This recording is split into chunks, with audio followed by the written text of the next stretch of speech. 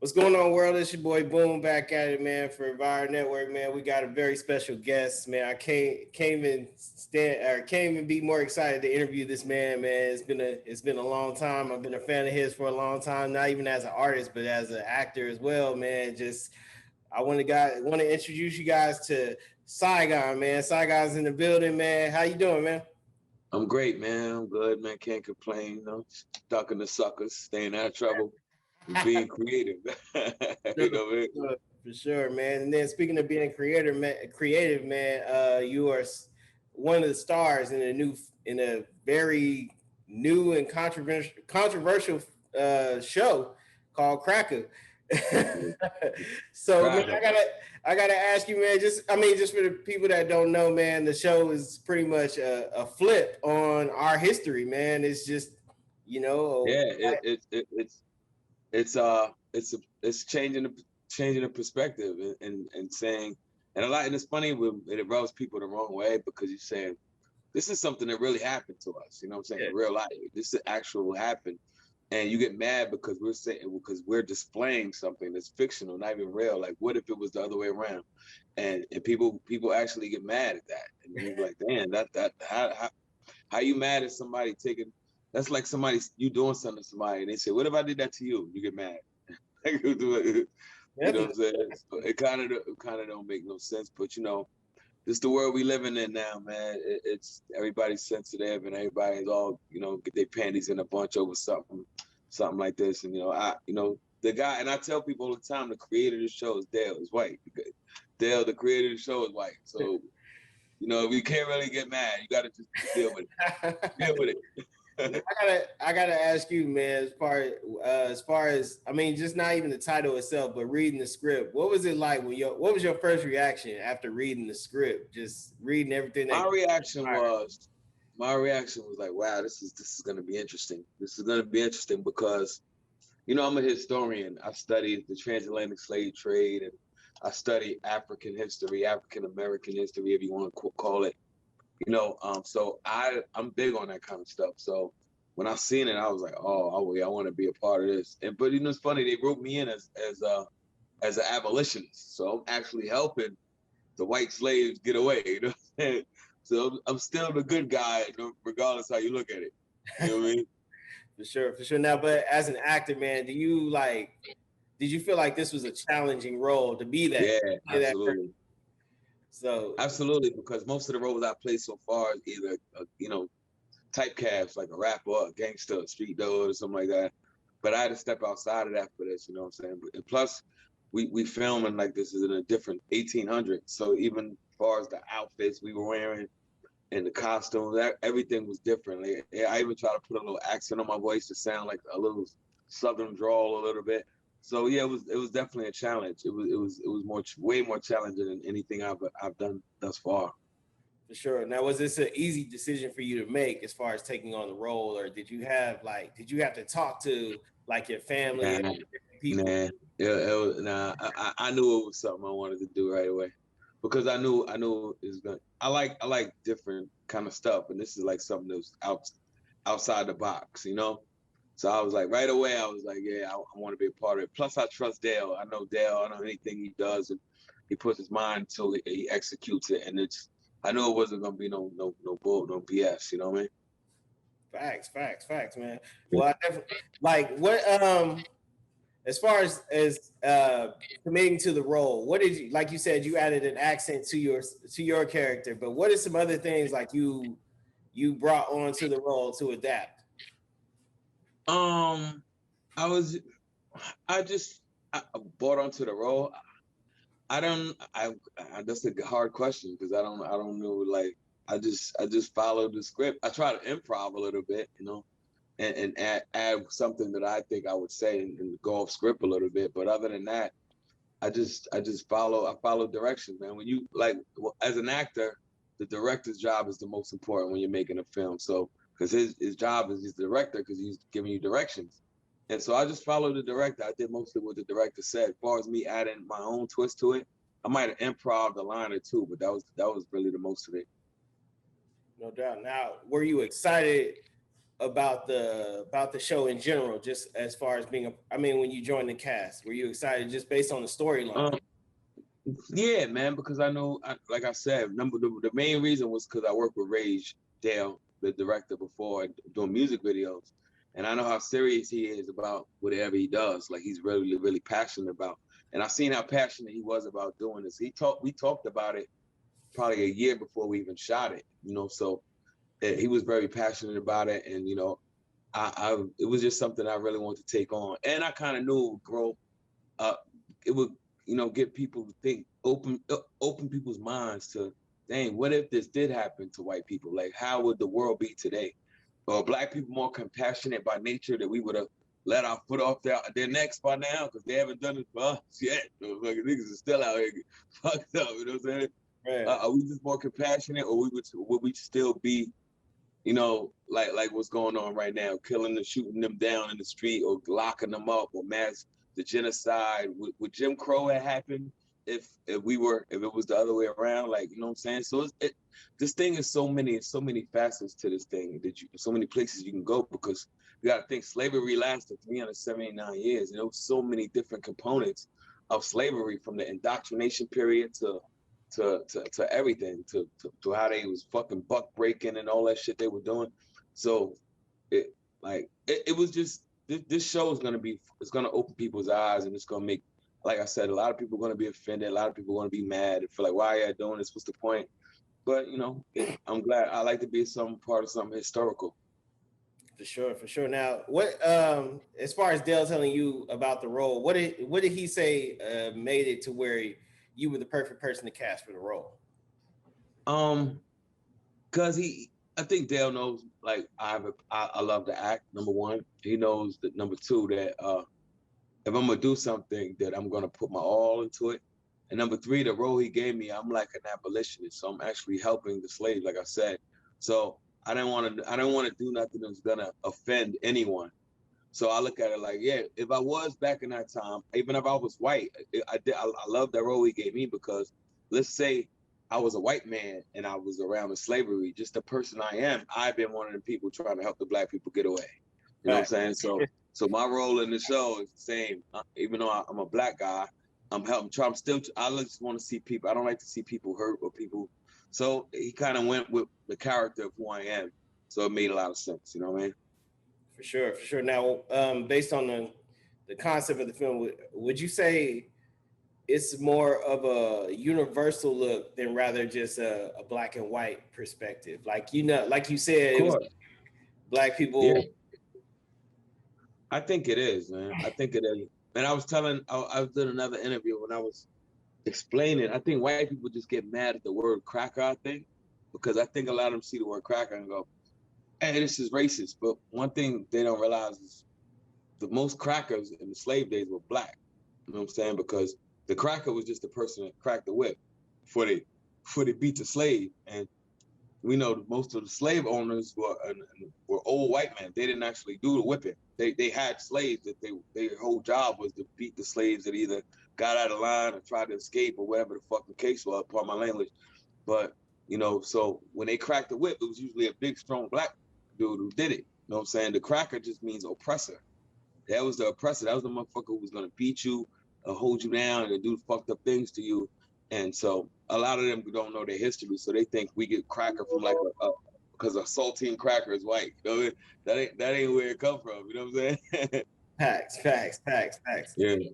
But I mean, just what was were there any scenes that were difficult for you to shoot during this?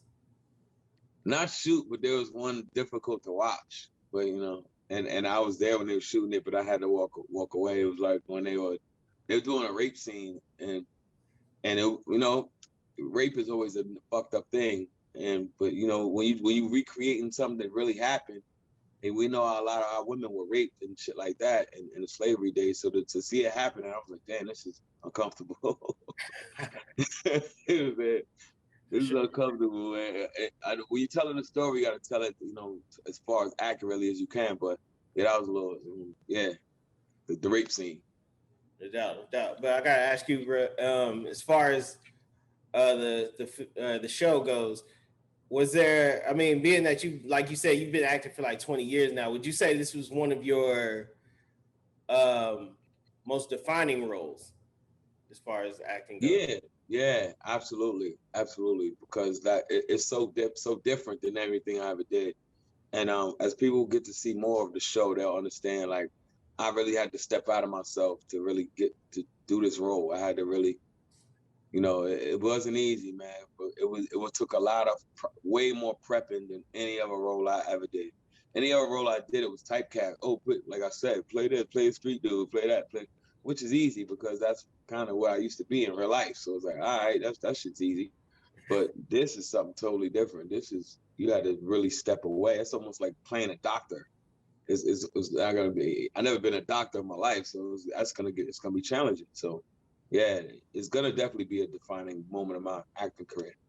For sure. Now, as a musician, man, you usually, like you said, you have to step into, like, you have to pretty much step into yourself to deliver a completed project. Whereas in acting, you have to, a lot of times, you have to step away from yourself and be something that you've never been before, never experienced before. Now, is that transition, like, is that transition easily accessible as it is in acting, as it is in music for you? Now it's harder in acting, because in music, nobody sees you really. You're in the studio, nobody is not, what I mean? So you can go and do music and do a song that's totally different and nobody or a song that's totally way out of the box, something that like you've never done before, but nobody's in there to really see it done. So you could be like Dr. Dre got this thing where he has artists do things with their face, like when they're making a certain sound. Like, don't be scared to use your face when you're making it, but nobody sees you doing it, so it's not really, you know what I'm saying? But with acting, you're on the screen, so people are watching you. So if you're doing a bad job, it's obvious. It's so obvious. Like, nothing worse than watching a person that can't act. You're like, damn, this is horrible. You know what I'm saying? So yeah, it's way more difficult in film than it is everything. No doubt, no doubt. Now I gotta ask you, man, as far as getting into the music, man, like you make music that is literally the complete opposite of this film. so, Yeah, yeah. so was it harder for you to create while shooting this during that time? Nah, because I just understand this is just a film, somebody's idea. You know what I'm saying? And when I make music, it all comes from here. It comes from me. You know what I'm saying? So it was night and day. It was two different things. So it was just I have music is a breeze to me. You know what I'm saying? I do that in my sleep. Things like this is, when I was doing this, I was more focused on this than anything else. So, but when I snap back to doing music, that's like my love. That's my first love. That's what I've been doing since I was a baby. So it's just, it's cool. For sure. Now you're a part of a period piece, I would say, during a time when we are probably like still in like at the peak of what's going on in our generation as far as like Black Lives Matter and social injustice and whatnot, man. During the making of this, and then just seeing everything going on outside, like, did you ever have concerns about the release of this timely period piece, whereas what's going on? Yeah. You know what's so crazy about it is the timing just happened organically, because it's not like George Floyd is my cousin, first of all. You know what I mean? George Floyd is my relative. So when that happened, it was like, especially with with his death and all of that, we didn't we had this was already shot and in the can. This was already done. This was we Rage might have had this like going through legal. He was going through legal stuff with it for a couple years almost. So it just so happened once he got his clearance, he got his show back, he got everything cleared, was right around the time the whole Black Lives Matter thing was really starting to come about and people were taken to the streets and all of that. So it seemed like we went and ran and did this shit real quick, like to go with what was going on, but that was the case. The case was it was just God. God was working at the right time, and it was just like, okay, let's show people with different perspective of why we're so angry and why you guys would be angry too if all of this happened to you. And this is why we say Black Lives Matter in 2021 or 2019 or 2020, whenever all of this was. this is the reason why we're saying it, because look what we have been through in this country. You know what I'm saying? Look at all the things we had to go through in this country. Why are we still getting shot dead in the street by police, by the government, by law, by police authority? Like, it doesn't make sense. Why do we still have underfunded schools? Why do we still live in these fucked up ghettos and messed up communities? Like, we're tired of it. You know what I'm saying? And this is just like, what if it was y'all? And this is one component of the say, what if it was y'all? How would y'all feel? This is, have some compassion about what we're going through. Now the film does, or the show, if it takes place to showing the perspective of how we would act, alternatively, how we would act. Man, but I gotta ask you, after the making of all this and seeing it, I gotta ask you, did you ever think about it yourself to be like, man, would we really act? Would Black people really act like this, or would we really have? I don't think we would. I don't think we would. I think by nature we're not. We're not that kind of people. You know what I'm saying? Right. We're not evil. As a historian, though, yourself, man, we have so many social leaders that show compassion or show that. So could you say that? Excuse me, I didn't get the question. No, could you say that now, knowing that we had these leaders, these social leaders that were like, non-violent or non-aggressive or not lethal, are able to help, are being able to reach out and support, still saying like, races aren't bad. It's just like the people in these like are still supportive and whatnot. Would you say this was, after knowing all this as a historian yourself, would you say that would you still say that we would be that way? What you mean, like peaceful and all of that? Yeah, like in the film. Yeah. But like in the film, we acting just like they did. So in the film, we're not being ourselves. That's what I mean. Somebody's creative vision, because in the film, we're doing everything they did to us. We're buying and selling them. We're raping them. We're killing their baby. Like everything that happened. And that's why I don't think it'd be accurate. That's the part where I think if this was real, I don't think we would be that kind of people. I just don't. We come from peaceful culture. If you look at as far as Black as you can go, like Black people are known to be people of peace. Not to say that everybody, there was never no war. You can't have one without the other. But our history, most of it, if you go back, is we're peaceful people by nature. So I don't think slavery would have went the way it went down. I'm not saying that there's no such thing as like, motherfucker. We had tribalism where one tribe would take over another tribe and be like, you know what I'm saying? Now that y'all, we stronger than y'all got to join us and do what we do. That's one thing. Slavery was a whole different ballgame. You know what I'm saying? That was a whole different thing. So everybody tries to go, no, in Africa, they enslaved each other. No, we had tribalism, which we didn't go find a group of people and because of their different skin color than us, rape and kill them and torture them and make them work for us for nothing. Like, we never done that. But like the transatlantic slave trade was a first, and that was something that was unique, and it was something that we're feeling the effects of till today. And I don't think we would have done that. Nah, not at all. For sure. Now I gotta ask you, man, would you, or after, I mean, amongst people seeing it just based on the title alone and just seeing the description, just being the controversy around it, but what is something that you want people to take from this as a whole after they watch this? That is only perspective, man. It's only like saying what if. But it's a long form of saying what if this happened? It's hypothetical. So don't take it too personally. It's a hypothetical thing, you know what I mean?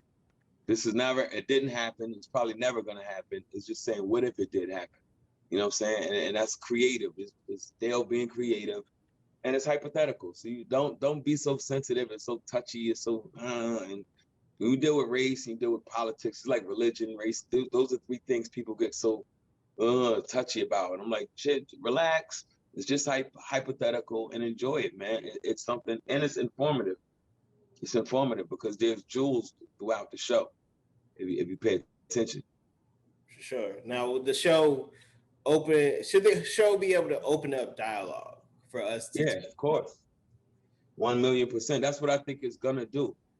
It's gonna make race relations better, because when I can have this conversation with a white dude and I hear his perspective of probably why he don't think it's a cool idea to make the show like that, and we can have dialogue, and then hopefully we come to a happy medium where he understands my point of view and I understand his, and that's what, like, communication is how we'll have better relations as human beings. because we're all part of the human race, bro. That's why a white man and a black woman can have a baby. You know, we're the same. We're the same thing. We just have different skin color. So it's like we gotta get off. Racism shit is a little played out to me, if you ask me. You know what I mean? Definitely been a long time. It's been a long Yeah, it's played out. time. Yeah, yeah. No doubt. Now, okay, man. Like, so I gotta ask you, man. As far as an actor goes, man. After this, where do you see yourself going as an actor?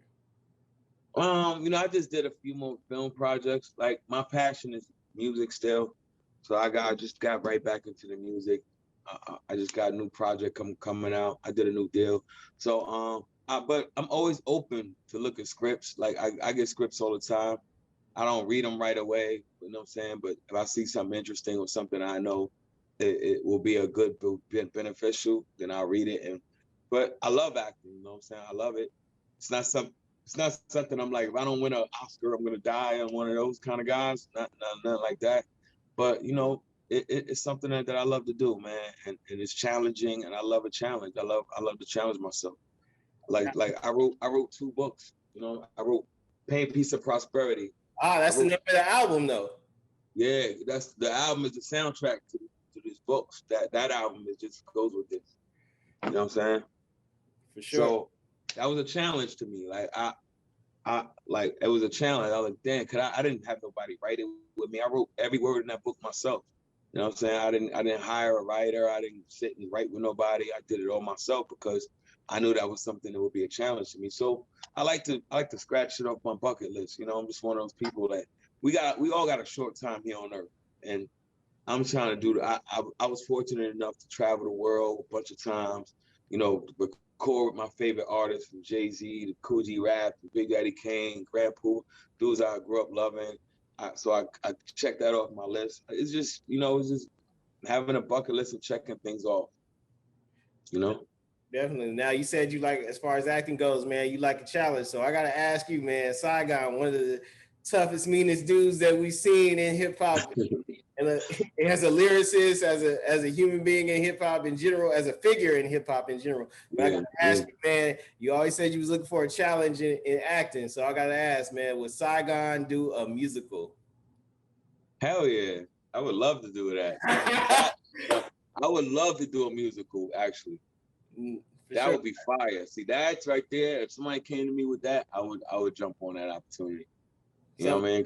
Because that's merging 2 things that I like. I love music and I like acting, but I like it a lot enough to where if I can get that merger, I would jump on that in a heartbeat.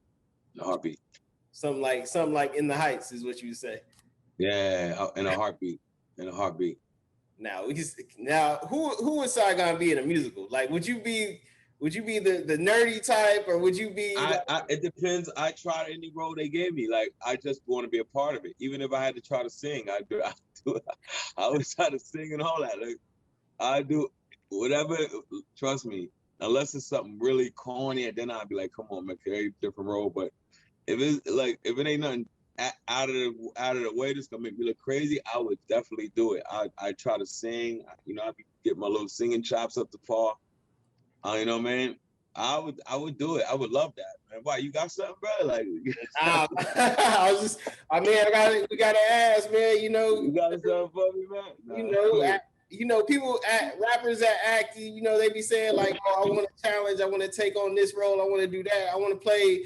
I want to play a doctor. I want to play that." But then when you put them in those, when you offer those controversial roles, they'll be like, "Oh no, I can't do that. I don't know." So I mean, we gotta ask, man. We gotta ask. I would do it in a heartbeat, man. Like, I'm very secure in my manhood. You know what I'm saying? So I would do almost anything if it made sense. You know what I'm saying? For sure, man. Well, like I said, I won't waste too much of your time, man. Like I said, Cracka comes out soon. It's available on Vyre Network. Actually, you can watch it there. And then, like I said, man, you said you had a new deal. Can you break down that? So I know music fans want to definitely know what's going on with you as far as music goes. I know you just said like you signed a new deal, but you got My Gun out right now, and you got Pain, Pleasure, and Prosperity, right? Pain, Peace, and Prosperity. Pain, Peace, and Prosperity. Make sure y'all go get that. It was in Amazon, Barnes and Noble. The Audible book is out. I did an Audible book, which was another hard thing to do. So you write a book, man. Get ready to do that Audible. That's not easy. Yeah. So my deals with Tech N9ne and Strange Music, Travis O'Gwen. You know, they have a new company called It Goes Up, and so it's kind of like a special. It's like a label deal, so to speak. You know what I'm saying? They gave me a label deal, and Tech N9ne is huge, man. He's a big artist, and people really don't understand this guy's influence all over the country, outside of the tri-state area. Like, once you leave New York, New Jersey, and Connecticut, people know Tech N9ne like on another level. And and he tours a lot, and I always know. I said one thing I was missing from my career, and if I ever continue doing music, I want to be with somebody who goes on, touch the people, and gets on the road a lot. So Tech might be on the road 6-7 months of the year. You know what I'm saying? So the opportunity presented itself. We sat down. You know, I known him for a while. We always had a good relationship. So, you know, we did the deal last year. You know, so far I put out an EP, 7-song EP called The Resurrection, and I put out this mixtape that goes with this book. And now my debut album on that deal is coming soon. It's coming out probably end of the summer or mid-fall. No doubt, no doubt. Congrats to that. But I gotta ask you, man, it's a lot of, you know, obviously on hip hop, it's a lot of rumblings going on, or a lot of discussions going on right now as far as the Mount Rushmore of the current era. But I gotta ask you, being a lyricist yourself, they never really talk about who would be on the Mount Rushmore for lyricists of this modern era. So I mean, obviously you in general. Oh, lyricists? That's a good one. Lyricists. That's a good one. All right, if we can get 4 lyricists from you, man, who would you select? You could even include yourself. Okay. I wouldn't even include myself right now because I haven't been active enough. You know what I'm saying? So does activity really matter though? Does activity really matter? Because, you know, Jay Electronica. Yeah, activity matters. I mean, Jay Electronica put out one song, one album every decade. That's why he's not on the Mount Rushmore. He's not. You know what I'm saying? He's in the discussion. So. Nah, no, he's not. not to me. Okay. So who would you have as lyricist, man? Not four. He's in a discussion if not in 4, but he's definitely in discussion if there's more than 4. But 4, you gotta say who's killing shit lyrically right now. Benny the Butcher is bodying shit right now. You gotta say Saha the Prince is bodying shit right now. That kid is fucking phenomenal lyricist. You gotta say Conway too, man. Like them 2 guys is strong. I would say Conway, Benny, Saha the Prince, and it's a tie between Lil Baby and Freddie Gibbs. For lyricists. Lyrically. Now, which one out of those 4, man? Who would you most likely want to get on the track with? Lil Baby, not because he's so successful. It's because I like that kid's approach to doing music. He don't sound like nobody. He don't remind you of nobody. He got his own tone. He does, and he got conscious shit. Like that song is bigger than Black and White. But it sounds man, you know what I'm saying? Well, no, that's my shit. When I heard that, I was like, yo, this kid from Atlanta. He reminds me of a guy who could do the Future type shit, and then he does like the Goody Mob type shit and the Dungeon Family type. He could have fit in anywhere, and that to me that's impressive. You know what I mean? Now, what would be a Rushmore for your era, as far for my era? Okay, lyricist, me, Papoose,